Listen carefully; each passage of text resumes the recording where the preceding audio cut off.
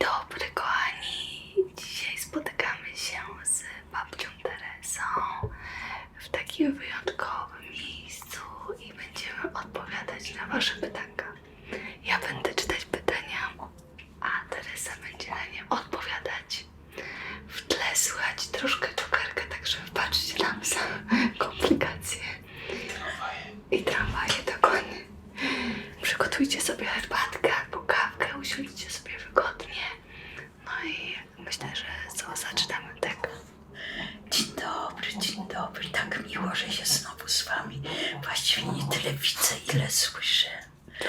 I mamy piękną pogodę, tutaj jesteśmy na Galapagos właśnie. Boisz się? Będziemy oglądać żółwie białe, największe na świecie żółwie. Specjalnie żeśmy tutaj przylecieli. Dokładnie. Długo się leciało, ale jesteśmy. No długo, 18 godzin leciało. Boisz się pytań? Nie, Boisz się? nie, na pewno nie. Dobra, to zaczynamy. Pierwsze pytanie od Honorady. Honorada pozdrawia. Jak zdobyłaś pewność siebie? No więc pewność siebie u mnie to jest prawdopodobnie nie tyle zdobyta, ile dlatego, że ja od młodych lat zawsze byłam w mediach, bo już jako młoda dziewczyna, jeszcze jak byłam na Wybrzeżu, miałam chyba zaraz po wojnie 14 czy 15 lat, to już występowałam na pokazach mody. Jak miałam chyba 17 lat, to byłam mianowana królową Wybrzeża. Także styczność z ludźmi, mimo że są po drugiej stronie ekranu, ale to daje człowiekowi jakąś taką właśnie odwagę i no właśnie chyba pewność siebie. Dobrze, następne pytanie. Co doradziłabyś 20-letniej osobie? Czy 20-letniej dziewczynie, czy 20-letniemu chłopakowi? Dziewczynie. Doradziłabym, żeby absolutnie starała się zachować kobiecość, żeby w ubiorze nie upodabniała się do chłopaka, bo teraz to jest tak, że czasami jak idę ulicą, czy jadę komunikacją miejską, bo ja nie mam samochodu, mimo że mam prawo jazdy, to czasami zastanawiam się, kto jest kto. Bo chłopcy mają długie włosy i kucyki, a dziewczyny mają krótkie włosy i rozciągnięte ciuchy i po prostu tracicie kobiecość zupełnie, naprawdę. I to mi się nie podoba. Dobra, następne. Czy wierzysz, że prawdziwa miłość jest tylko jedna? Ja jestem idealistką i uważam, że jeżeli w ogóle miłość istnieje, to jest tylko ta jedna i jedyna na całe życie. Dobra. Czym zajmowałaś się w życiu? Może lepsze by było pytanie, czym się nie zajmowałam. Bo robiłam wszystko. Od zmywania naczyń i obierania kartofli w czasie wojny, poprzez mycie ubikacji w schronisku, poprzez pracę na plantacji bawełny, poprzez pracę na plantacji kawy, poprzez pracę w biurze podróży Interflug, gdzie to były linie lotnicze, poprzez pracę w telewizji. No to właściwie nie wiem jeszcze jakie wymienić. Może nigdy nie byłam hostesą, w sensie dziewczyny z Dubaju. marzeń to była moja własna galeria w Dubaju, którą prowadziłam przez 10 lat, a zanim otworzyłam swoją, to pracowałam 14 lat u takiego bardzo miłego Araba. Także tak, to było takie spełnienie moich marzeń. Ale jak mówiła Irena Kwiatkowska, kobieta pracująca i żadnej pracy się nie boi. Co studiowałaś? Studiowałam w Polsce ekonomię, a w Anglii studiowałam historię sztuki i 2 lata architektury wnętrz. I które studia najlepsze? Historia sztuki absolutnie. Jakie masz zainteresowania? To jest takie, bo ja mam ogromny naprawdę zakres zainteresowań. Lubię sztukę, lubię sport, lubię modę, lubię dobre towarzystwo, lubię dobre jedzenie. Także nie mam jakiegoś takiego... Samochody. No, samochody to już, ale już, no niestety, już nie, ale bardzo mi brak. Chciałabym jeszcze jeździć. Mój ostatni samochód to był BMW 325i sportowy, super. Słuchajcie, jak jedziecie z Teresą po Warszawie, to ona omawia prawie każdy samochód. A jak już jest jakiś super, to już nie ma opcji, żeby nie był omówiony. Dobra. Teraz pytania od Oli. Pozdrawiamy, Ola. Pierwsze pytanie. Jak Teresa to robi, że zachowuje taką piękną figurę i urodę? No, kochana Olu, z tą urodą to bym tutaj dyskutowała, bo ja mam twarz pełną zmarszczek, bo nie robię sobie żadnych botoksów, ani tam śmoksów, ani nie wiem czego. Figura też nie jest wcale taka fajna, ale pływam, jeżdżę na rowerze, bardzo dużo spaceruję, ale najważniejsze to chyba jest dobre odżywianie. Nie jem słodyczy, nie piję żadnych tych tam Coca-Cola, Pepsi-Cola i tam różne takie soft drinks. Nie. Woda z cytryną to jest najlepszy napój mój. Co najbardziej lubisz jeść, a co najmniej? Najbardziej lubię polską, włoską i francuską kuchnię. Najmniej chyba hinduską, bo te wszystkie tikka masale i tak dalej, to nie moja bajka. Dobra. Co było najmniej przyjemnym doświadczeniem gastronomicznym w Polsce i za granicą? No, chyba jednak właśnie ta tikka masala, bo nie lubię tego. W jakiej kolejności uczyłaś się języków obcych? Uczyłam się wszystkich naraz. Jak miałam 3 latka, to moja mama zaangażowała guwernantkę Belgijkę i rozmawiałyśmy z nią tylko po francusku, po angielsku i po niemiecku. Nie wolno mi było z nią rozmawiać po polsku.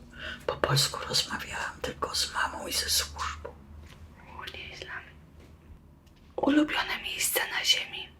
Gdybyś mogła przenieść się do jednego miejsca teraz, to co by to było? No na pewno byłaby to Polska. I na pewno byłyby to Mazury, bo ja kocham jeziora. Także ja miałam łódkę w Mikołajkach i kocham jeziora. Lubię też wybrzeże, morze, ale jeziora. W każdym sezonie jeziora są najpiękniejsze. Super. Patrycja, pozdrawiamy Cię. Patrycja napisała: chciałabym się dowiedzieć, bo nurtuje mnie to, odkąd obejrzałam pierwsze ASMR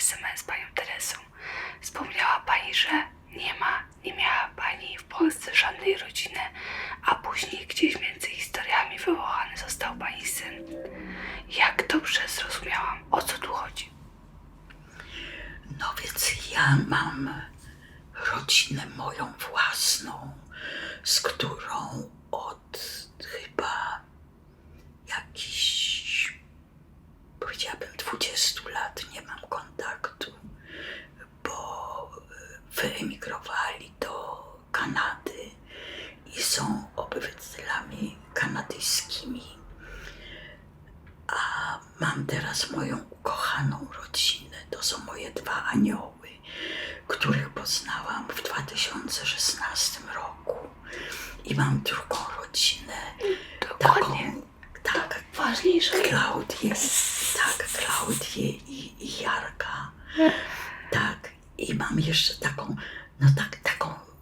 takie wnuczki i wnuków, którzy do mnie piszą i nazywają mnie właśnie babcią. Dokładnie. Babcia Teresa ma wnuków po całej Polsce. Aleksander, pozdrawiamy Cię, Aleksander. Tereso, masz jakieś plany i cele na 2025 rok? U mnie plany to są normalnie z dnia na dzień, dlatego że nigdy nie wiadomo, co nam jutro przyniesie. Także chyba najlepiej nie robić jakichś długoplanowych założeń. Ja wprawdzie mam kalendarz, gdzie mam pozaznaczane wszystkie spotkania autorskie i spotkania z młodzieżą i spotkania z seniorami, ale nie wiadomo, czy to będzie jutro, czy coś się stanie. Także ja nie jestem fatalistką, ale lepiej po prostu zobaczyć, co nam jutro przyniesie. Ania, pozdrawiamy Cię. Ania napisała, ja nie mam pytań, chcę tylko powiedzieć, że kocham Panią Terenię. Kochana Aniu, ściskam Cię i cieszę się, że kochasz mnie i na pewno będziesz oglądać jeszcze wiele naszych odcinków, bo tutaj przygotowujemy jeszcze bardzo dużo takich niespodzianek. Dokładnie. Bartek Fetysz. Bez pytania, Teresko, kocham Cię absolutnie. Ja kocham cały świat i wszystkich, tylko nie mówcie do mnie Teresko, bo ja lubię Teresa. Dokładnie. Hania, pozdrawiamy Cię, Hania. Urodziła Pani się podczas II wojny światowej. Jak tak, to proszę opowiedzieć o swoich przeżyciach. Ja się nie urodziłam. Ja się urodziłam w 1931 roku. A jak wybuchła wojna, to miałam 8 lat. I całą wojnę przeżyłam w Gdyni. I miałam codzienne bombardowania, dlatego że w Gdyni były zacumowane niemieckie łodzie podwodne i alianci co noc przylatywali, żeby je bombardować. I ja byłam w schronie zasypana przez 72 godziny i osiwiałam mając 14 lat. Hania, pozdrawiamy Cię. Ile Pani ma lat? Tyle mam, na ile wyglądam, a naprawdę mam 94. Gratulacje. Dobra. Mart, abrakadabra, pozdrawiamy. Jakie cechy Pani charakteru najbardziej Pani ceni? Jaką cechę charakteru? Jakie cechy w sobie najbardziej cenisz? To jest ciężkie pytania, bo ja siebie nie lubię właściwie.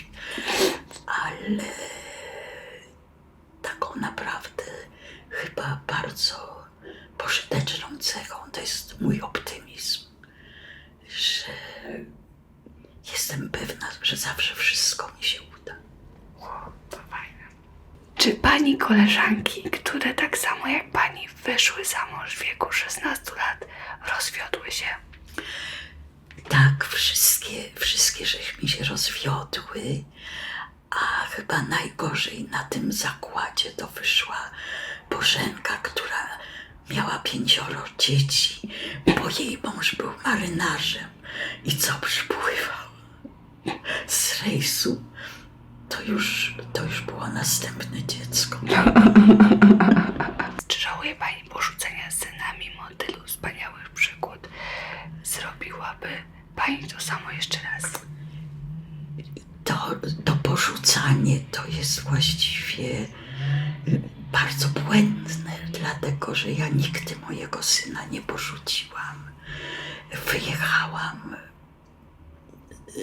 za ocean, jak Patryk miał 18 lat, czyli był dorosłym mężczyzną. Poza tym przyjeżdżał do mnie do Emiratów, do pracy 3 razy.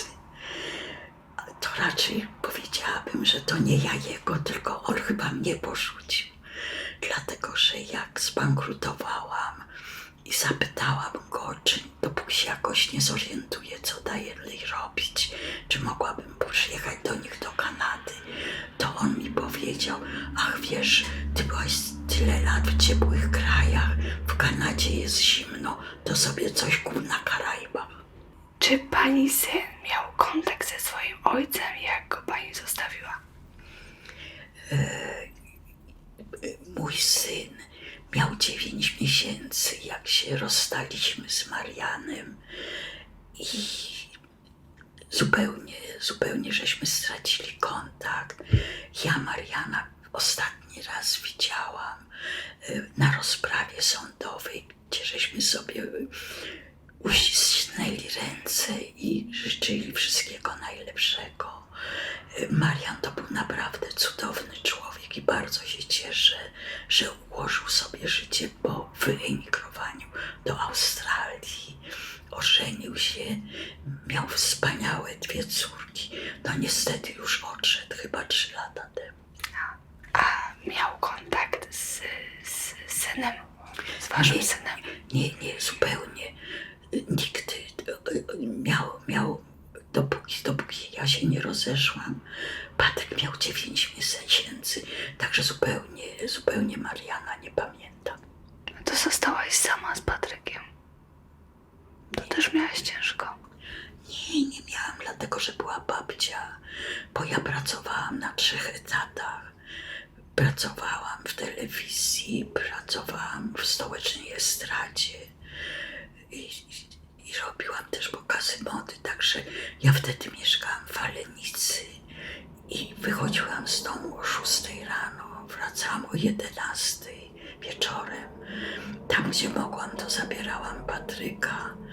Wyjeżdżaliśmy razem na wakacje. To są już wszystkie pytania, także dziękujemy wam bardzo za te wszystkie pytanka. Było bardzo miło i też jak macie jakieś pytania do babci Teresy, to piszcie w komentarzu. Tak, pytajcie. Ja bardzo chętnie będę odpowiadać na wszystkie pytania, nawet te najbardziej trudne, bo ja się nie mam czego wstydzić. Uważam, że postępowałam zawsze zgodnie z przyzwoitością. Ściskam was. Dobrego weekendu. Do zobaczenia, pa pa! I jak zwykle lajkujcie, prenumerujcie, piszcie i